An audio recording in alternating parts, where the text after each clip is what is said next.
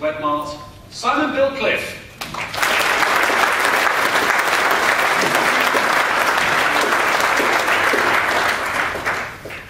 Hello. Hope you can hear me okay. Thank you for the opportunity to present in front of you all today. This is the first time that I've been asked to present about Webmart the business rather than Webmart the product and what we do. I'll give you a very brief overview of what Webmart is, just to kind of orientate yourself. We are a print management business, which basically means we don't actually physically do anything. We don't print anything. We don't do the creative, the design. We don't do it. We get PDFs in. We source anywhere in the world the best product, and we project manage that product for our customers. So if you want catalog, brochures, things like that. Huge marketplace. In the UK, it's between, depending on pre or post-recessionary times, 10 to 12 billion pounds. Globally, it's worth 500 billion pounds. And so we develop our own software. We've got a wonderful team where we try and do things a little bit differently. And I'm hoping to share a bit of insight with you today on why Webmart is going to get to 100 million with the same amount of people as it has today. I'm also going to, as I was introduced, talk about marketing and capitalism, because actually the two things work really well. And a lot of what James is talking about here, there's commonality, totally different business. We've only got a few people relative to them. We're not retail, we're B2B. We're very tech savvy. We use the internet, we use all this kind of stuff to create competitive advantage. But the basic fundamentals, trust, sharing, responsibility, with people. You go back through history, all the way through history, yet people are the same. We haven't changed. We're applying it in a different way to create competitive advantage. So, this presentation, please leave your phones on, because I'll hopefully want it to be a little interactive with you. But put it on silent. I know there's one or two not doing that. I've got a couple of email addresses there. If you like this presentation, please email likeit@webmartuk.com, and I'll send you a copy of the presentation, because I'm going to be rattling through it. For those people who know me, I am not the most cogent person. I'm quite go off on tangents and stuff, and so this will be slightly iterative. If you hate it, if you think what I'm talking about is rubbish, please email me as well and tell me where I can improve, because we're all on a journey. So I'm hoping that I'll get some that work for me and some that will work against me. I've also got questions at webmartuk.com, because I'll be going through quite a range of things. If you email questions in, I've got my laptop here, it comes into a folder and then answer it, and you don't have to have the microphone. There is microphones around here after. I'm probably going to do about a 10-minute Q&A afterwards, about 30 minutes on Webmart, 30 minutes Q&A, because there may be some things that you want to ask me about. So, very quickly, a bit about me. I'm 45, I'm from Barnes. Apologies. I do that. My brother lives in Manchester, and my daughter's hopefully coming to Manchester University to be one of the 35,000 students you have in this amazing city of yours. Hopefully, fingers crossed, if she gets her arse again. It will be a fast presentation. It will be slightly disorientating, because the world that we live in today is not linear. For anybody who's been in business, I've been through 15 years, pre-internet, post-internet. The name Webmart was nothing to do with the internet. it was Web Offset Marketplace. Web Offset's a type of printing, and Mart is a marketplace. And I was going to be using phones, faxes, a Scion 3A, for those of you who are old enough to remember what a Scion 3A is, to buy, to trade. We're a dealer. On buy, sell, project manager, all that kind of stuff. So what I've done is pulled, over 15 years, a lot of experience about developing people, developing a business from scratch, and obviously we're going to be taking it forward. The theme of today is leadership in the new landscape. I think the new landscape is one of fantastic opportunities. It's also quite scary if you live in a linear way, if you expect it to be the same as it has been in the past. So, it may be controversial, but I don't mean it to be. Please don't take it upsetting. I try not to swear when I do presentations. People who know me well will realise what a struggle that is. This is a person that a lot of Webmart's success goes down to, not because of what she did, but in a positive way. If you're in Barnsley and the miners' strike, you'll realise she used the power of the state to crush us, to take us away from what we did and what we're about. And she actually I suppose, hear the fire in my belly to start Webmart. I had to go down south. I literally took their advice on a K400 Kawasaki, as it turned out, to get on my bike and head down south, and still live down there. And set up Webmart. This is about, fast forwarding then 10 years of working for other people. I saw there was an opportunity to do things slightly differently, because business, it wasn't me. I'm not really that conventional. I don't like following rules that are stupid. And I felt that there had to be a better way. I didn't know what it was. You know, I had 10,000 quid I put into Webmart. If I'd failed, it wouldn't have mattered. I'd have tried it. And I was 13 when my youngest daughter was 3 months old at the time. And this was the Webmart office back in, I think this is 97, above the scrapyard in Vista. This is the yellow shed of wonderment today, as we call it. We have, on this side, we have 30 people. We have 4 different sites. This is my Yorkshire room. This room here. This is where I do quite a lot of thinking. It's got where I come from, just outside Barnsley. There's a wonderful view down over the motorway, and to the Pennine. And so I've got it on 3 sides on that room. I've got a picture of what it looks like. Printers, wall to ceiling, and we've got a bit of astroturf in there as well. Bit of creativity. Here's a dealing room. We've got screens. You'll see some of these screenshots here. We've got screens of live metrics. Every 2 minutes they refresh. They're in all of the offices that we have. We are 37 million now, 4 locations, 46 people. So we've got quite a lot, maybe to get £2 million per person.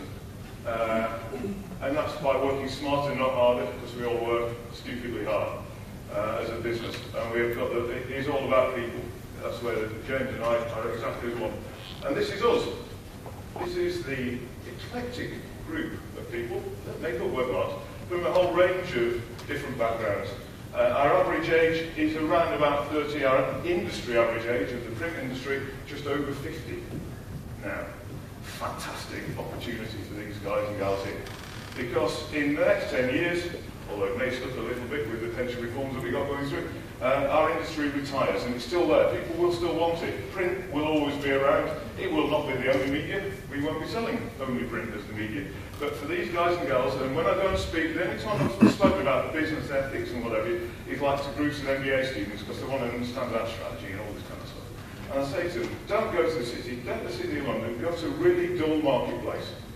Because actually, they're in really dull marketplaces, print is like plumbing to most people. It's like kind of there, but you don't really think about it. In there, you can make a massive difference to the marketplace. You can change your comparative advantage, your insight, your knowledge, can be up here compared with the average marketplace person. You go to the city, it's full of very, very, very bright people, so what's the difference you're going to make there? So I just say, look the other way, look slightly differently, look contrarian. Look where you're going to apply the expertise that you're learning through your MBA course, which you spend a phenomenal amount of money getting. Leadership's the topic for today. I'm going to try and explain my style of leadership. It is not for everybody. It kind of works most of the time. I have occasional significant blips, but if you understand the kind of what I'm trying to do, hopefully you won't get offended when I do some of the things that I do within the business. One of the key things for me is setting the moral code for the business, because you can't tell people what to do, like James said. You can't really, rule books and all this kind of stuff. So you've just got to set the moral standard of the business. What is acceptable? What isn't acceptable? Not defined to the nth degree to a rule book. We don't have a rule book. We don't have 2 rules, except you simply, there's an old adage in business, what goes around comes around. So if you do good, it'll come back to you. And it really, really does. Set ambitious targets, not incrementalist ones, set massive ones. And then align everybody in the business to deliver it. So that is a very clear focus for me, is about alignment of everybody in that business within each team to deliver the strategic plan that we've got. So set phenomenally big targets. Really I'm into reaching for the moon. Then if you only get halfway there, at least it's a lot bigger than a 10% growth target that you might get to 9% or something like that. So this is my idea, and also I don't just look within our business. Our business is a tiny little speck in a £10 billion marketplace. For me, suppliers are absolutely critical, as important as clients to me. Really, really, really important. Because I'm buying stuff and I'm selling stuff. I've got to look after customers, they give me money, but my supply chain is absolutely critical in delivering what I talk about. So I look at how I can create value all the way across the business, and I look at that from sourcing all the way through to delivery of that, and not just within. Very important. I'll go into the virtuous value vortex at some stage if somebody wants it, but that's not for today. The key to this then is maximising added value for our suppliers, for our clients, for ourselves, intellectually, emotionally, and financially. Those are the three things. If you do that, nobody's going to want to leave. Nobody's going to find a better place to rest their career. People are going to share more with you because your objective is to maximise their value. Not yours, it's theirs. And that's a theme coming through. The more you give, the more you get from this. And then align all of those elements together. So it's a big mapping process, effectively. But making sure that everybody wins out of every interaction within our business. Some of those things aren't easy to find sometimes, but there is always a way if you think about it. So I'll be running through these three areas. Maximise intellectual value. These are some of the places that we send people to with Webmart. You can see some of these are overseas. One of the big books of mine is the education system, which I'll just go on to now. The unfortunate thing about when you go to Harvard and MIT is they try and be very chummy and American, which doesn't kind of work. So when they send in these things, you put on something like, what's your nickname? So I put down, thinking I could get away with it, and I did. Nobber. So whenever I get anything about customer relationship management from MIT, it says, dear Nobber. Always makes me smile about their customer service. So Nobber built if I am in America. So you might find that. The challenge I found in the UK, and Darren, who heads up my Barnsley office, he went on through this Warwick Advanced Management thing. The trouble is that education in the UK is pretty crap. It is backwards looking. They're trying to make the chairman of ICI. And there aren't many ICIs these days. It's very staid, it's very boring. And there was a world shortage of sales, and there are absolutely no degree level courses in the UK. You go back and think about sales are the biggest challenge for every business. Everybody, if you get more sales, you've got a bigger business. Everything works better when you've got sales. But when I want to actually buy in salespeople, I've got to train myself. I've got to have a natural aptitude and whatnot. You can't go to it. I mean, frankly, it's ridiculous.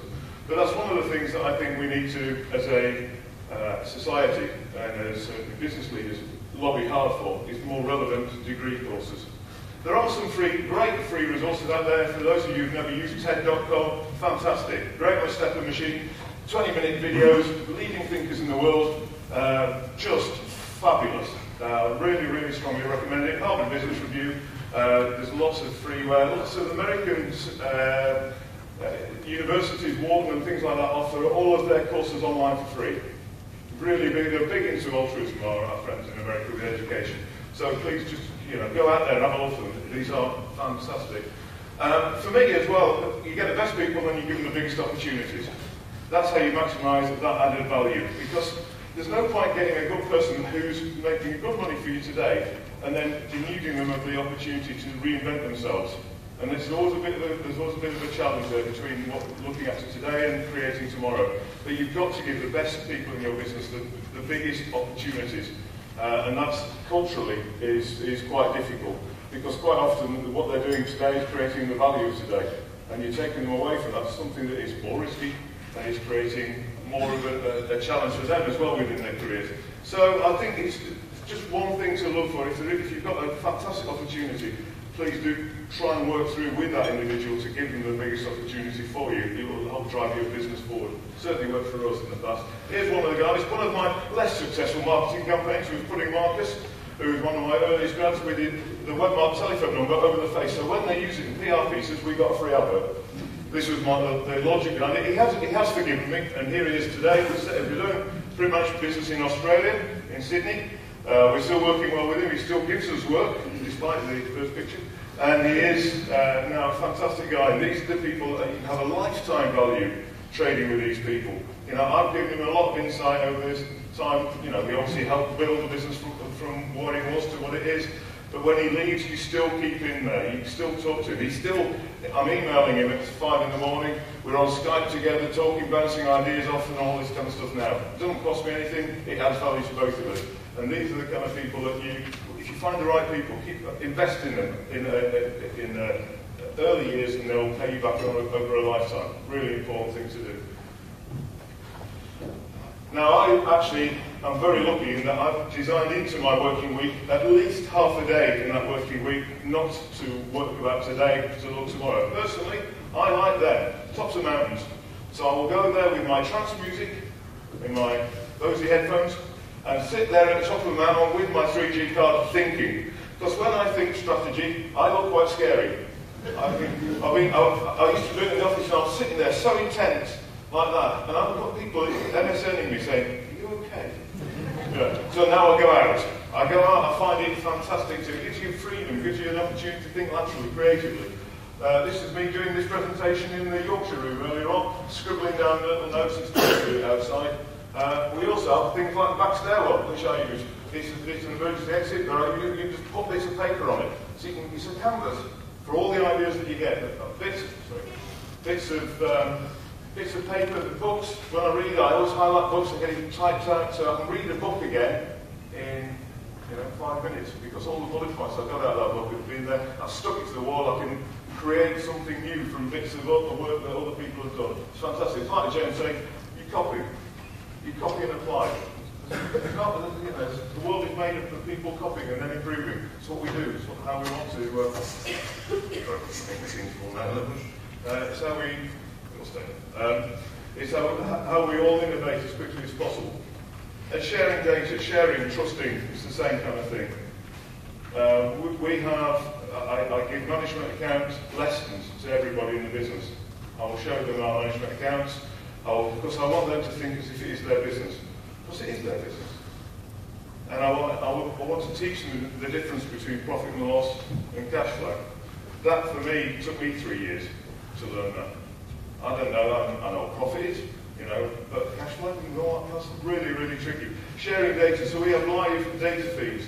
This is one of the screens in there. This is project management rankings for the project management teams.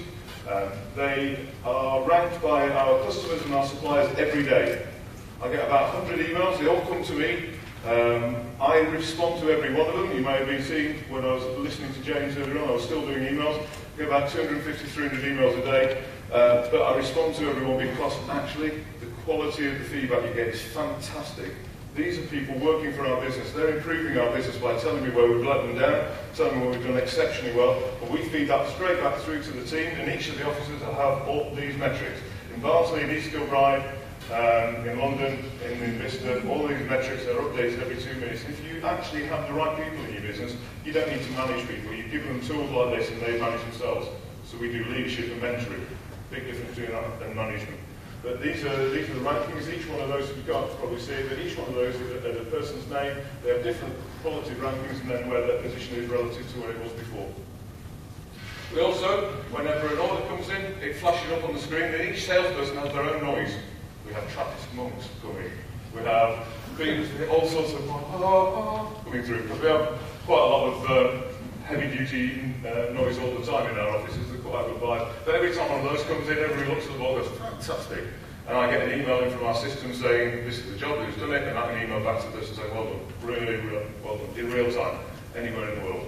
And these, again, live metrics, all shared amongst the team, and you can guarantee if you're down towards the bottom, you're pushing hard. At the top, you're pushing hard. You're pushing hard all the way down through this chart. And these are all caricatures of each individual within the business. Just makes it a bit more fun for them to see that. And as I say, this updates every minute. I was at 6:15 a couple of days ago. I took that screen grab. So you share the pain, the good and the bad. You've got to keep people, sometimes when we lost a big account last year, you just got to keep, but share it with people. This isn't a one-way street, this isn't great, we have got no divine right of making money. We have to create ourselves every day and come with new ideas, but sharing is very, very, very important these days.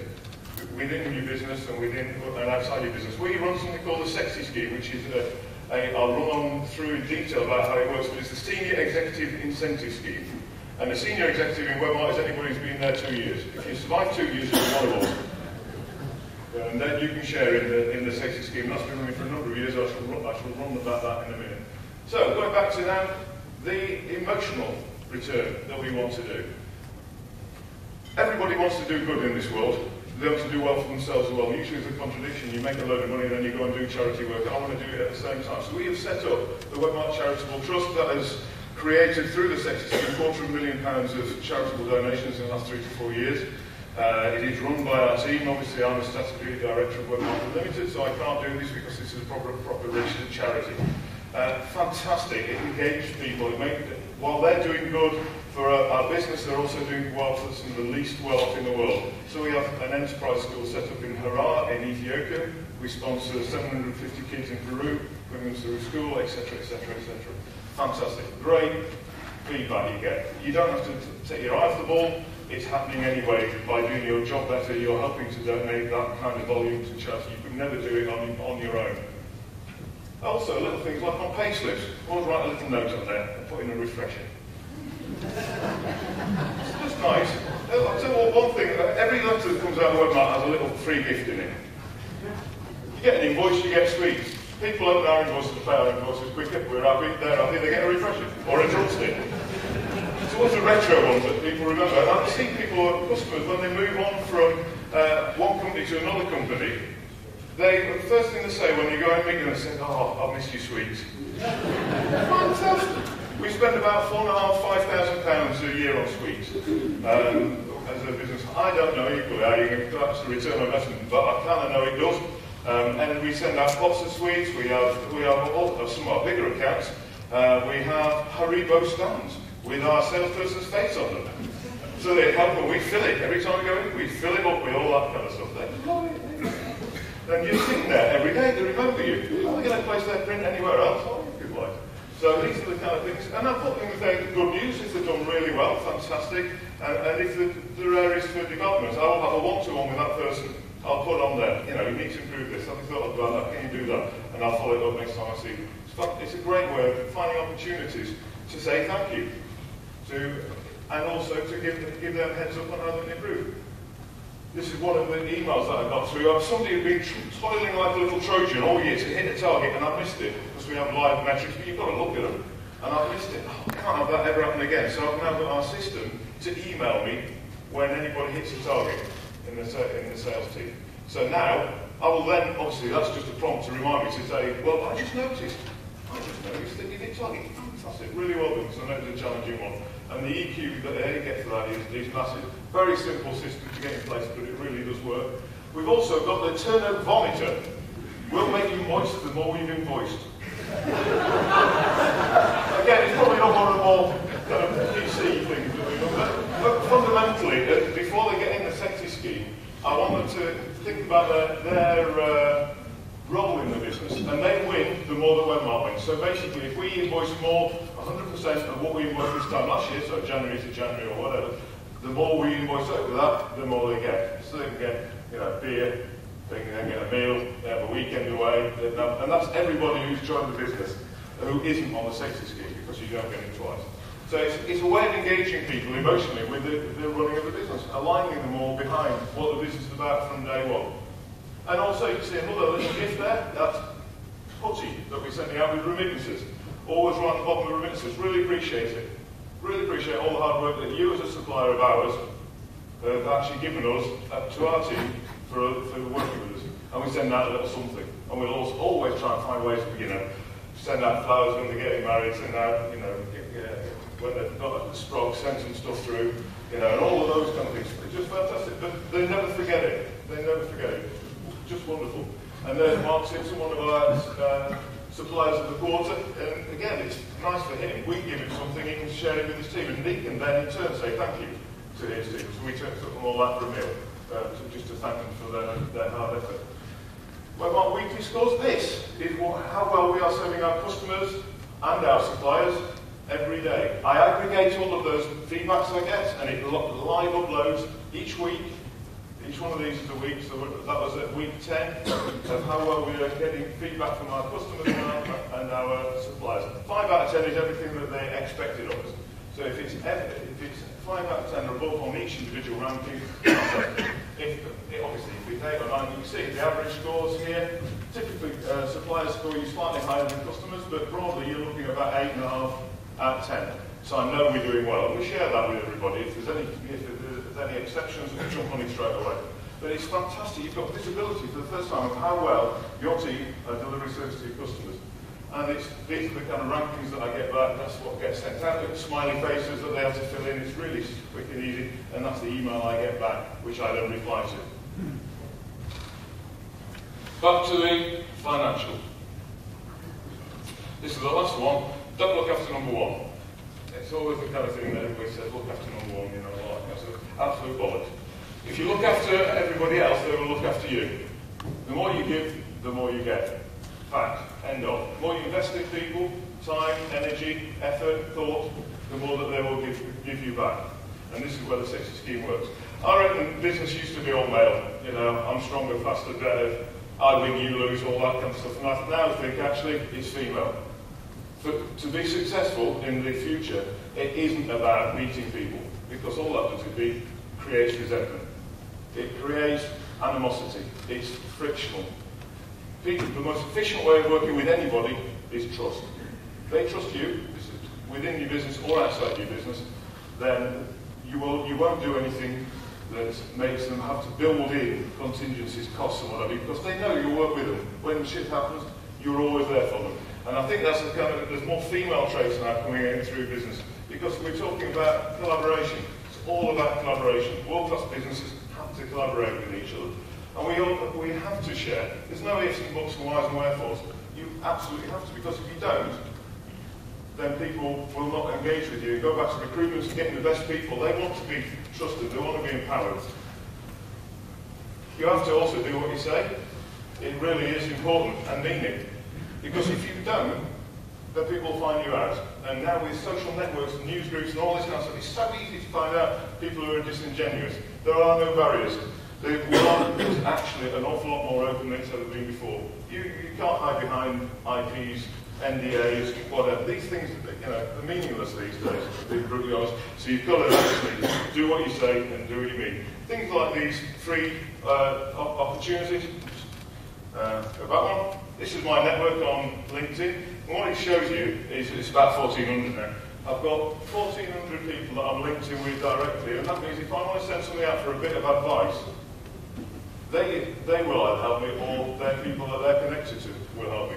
That's 140,000 people that I can call on for a bit of help and guidance at click of a button. And the benefit of this is it's free. It gets ideas. You can engage people with recruitment. I'm looking for somebody. Do you know somebody who will actually come there? Fantastic. So much better. You've got contacts. I'm looking to find somebody who knows somebody in this company. Can you tell me where it is? You've always got somebody who will help you out. It's just fantastically simple to do these days. And you've got a massive amount of opportunities. This is what I think, in the old 80-20 Pareto fantastic rule. 80% of your time these days should be about thinking outside your box. Think outside your business, because how you engage with people outside, clients and suppliers, is where the new competitive advantage is. And to do that, you've got to collaborate, you've got to share, you've got to trust. You've got to find like kindred spirits all around you, and then engage with them. And that, for me, is a fantastic opportunity if you are somebody that is trustworthy. So, the other thing I've got down, I'll put in there. Now, on the side of our building, we have the virtuous value vortex. That is a concept that we've got that basically everybody and everything within our business is overly focusing on creating value for people outside our business. It's about upstream and downstream, so client and supplier. And we are the little bit in the middle. And that's where this is kind of vortex, and it's just, I haven't quite got it into a position where I want to share it through with everybody, but there is a massive alignment. If you can create the trusting network within your industry, then every good thing seems to come to you. So, very quickly then, working through the individual reason for maximising the financial return. This is the sexy scheme. The base, everybody in our business's base salary is based on the added value that they deliver to everyone else, whether they're in sales, and then they're aligned with our supply chain managers, our project managers, our finance team, our IT team. All of that creates added value. This is where my Marxism bit comes in. We have a certain amount that we need for the business, and we use capitalism to make it, and then Marxism shares it out. So we've always kept £400,000 of retained post-tax profits in our business. That gives us cash. That gives us stability. It makes us strong and independent. We don't have to do anything. We can do whatever we want, be it good or bad. We can sometimes waste a lot of money doing that, but we also see we can look at contrarian ways of serving customers for better. Over that, half of the profits go to the team. So we get the base salary of everybody who's been there 2 years. That's a lump of money. We then have half of the profits. That's another lump of money. We divide that by the base salary and give everybody the same percentage. It's kind of John Lewisy type way. But for us, that's given a percentage bonus which has been a minimum of 20% and a highest of 88% of each person's base salary within our business. My aim is to work a year, get a year free. That's what I quite like to do with this. And the nice thing about it is, the other half goes to me. We all win out of this. The business is strong, they get a load and I get the other half. Fantastic. That's where Marxism and capitalism really can work together. So all in all, those are the three areas that I try every day in every way, every working hour, we try and maximise of those.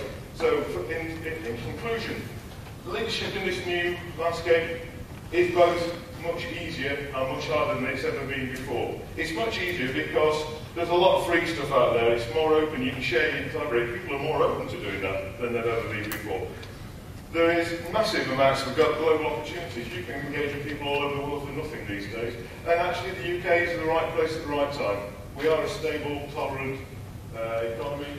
We have mercantile traits that run through our very veins. We can work really well as a team player, but we can also work well as individuals. Actually, that flexibility in a Darwinian way, it's the most adaptable to change. That is actually a really, really, really strong trait for us. A fantastic place. And I've travelled all over the world, and I genuinely don't think there's anywhere better in the world to do business than in the UK. The much harder bit is the best will win. And it's much easier to find the best in each marketplace. So you better be the best, or very near to the best, because it will hurt you quite considerably, more so than it's ever done before. Do as you say and you do. You've got to listen more. These are hard. We don't quite like to listen, but you really have got to develop your listening skills and actually be more open-minded. The one thing about the MIT course that I went on is when you go into a meeting, suspend preconceived ideas. We all go in with a massive weight of experience. We know. However, actually, when the new ideas, the new opportunities, quite often come from a really odd location. There are also threats out there as well. So the more diversity, the more people you're willing to listen to who don't have that same kind of experience with you, and you listen with an open mind, the more chance you have of seeing these unforeseen threats and reacting to them in a timely way to create competitive advantage. And aligning everybody in business isn't easy. It really isn't easy. And Webmart's got more than its fair share of challenges as well. But if you understand that it isn't, you have to do it, then at least, rather like an alcoholic, if you know you've got a problem, you know where to look. And I think being differentiated is more important than ever. Being a me too, nobody's that bothered about it. Being different and better, fantastic. That's where everybody wants to go. We've got some really dumb labour laws, just stupid. They're just going to stifle us. Innovation is going to be a bit of a problem if you've got those things taking place. And also the education policy, for me, it's rubbish. It's the most retrograde step we've done. However, in conclusion, I think business will never be as it was before. It can't be, and I think there's going to be a fantastic opportunity for people in this room because the best management is the only sustainable source of competitive advantage that there is. Quality leadership actually does rule. Thank you.